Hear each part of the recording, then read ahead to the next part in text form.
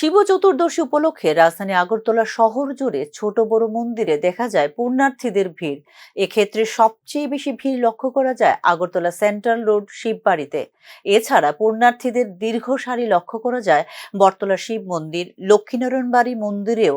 হিন্দু ধর্মীয় শাস্ত্র অনুযায়ী পূজা অনুষ্ঠান, যজ্ঞ, উপবাস পালন, রুদ্রাভিষেকম করার জন্য একটি গুরুত্বপূর্ণ দিন হিসাবে বিবেচনা করা হয় শিব চতুর্দশীকে। এদিকে বুধবারের পাশাপাশি বৃহস্পতিবারও সকাল 8:30 পর্যন্ত পুণ্যার্থীদের জন্য মন্দির উন্মুক্ত থাকবে বলে জানিয়েছেন আগরতলা সেন্ট্রাল রোড শিব মন্দিরের প্রধান পুরোহিত। আজ মহাশিবরাত্রি সকাল 9:42 থেকে চতুর্দশী শুরু হয়েছে। সেটা চলবে কালকে সকাল 8:30 অবধি।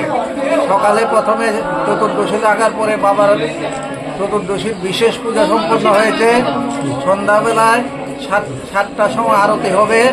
তারপরে আবার কালকে রাত্রিবেলা মন্দির কিছুক্ষণের জন্য বন্ধ থাকবে। আবার ভোর 4টের সময় মন্দির খুলে দেওয়া হবে ভক্তদের জন্য। সকাল 8:30 অবধি ভক্তরা বাবাকে স্নান করিয়ে নিজের মনোবাসনা বাবার কাছে বলতে পারবে।